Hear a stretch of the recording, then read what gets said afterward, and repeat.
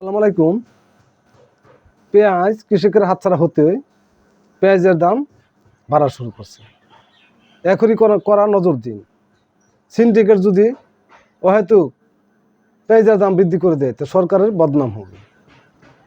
আমার দেশ পত্রিকা থেকে পড়ছি পেঁয়াজ 1 কেজিতে 20 টাকা বেড়েছে। সবজির দামও ঊর্ধ্বমুখী।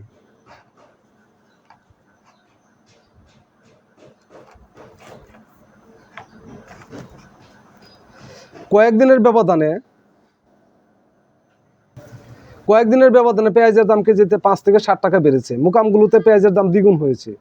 নতুন চাল বাজারে আসতে শুরু করেছে। এর দাম কিছুটা কম বলে জানিয়েছেন ব্যবসায়ীরা।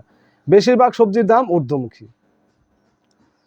পেঁয়াজের দাম যদি দ্রুতগতিতে এভাবে বাড়তে থাকে তাহলে সরকারের বদনাম হবে এবং জনগণের ক্রয় ক্ষমতার বাইরে চলে যাওয়ার আগেই করা বাজারে নজরদারি দিন।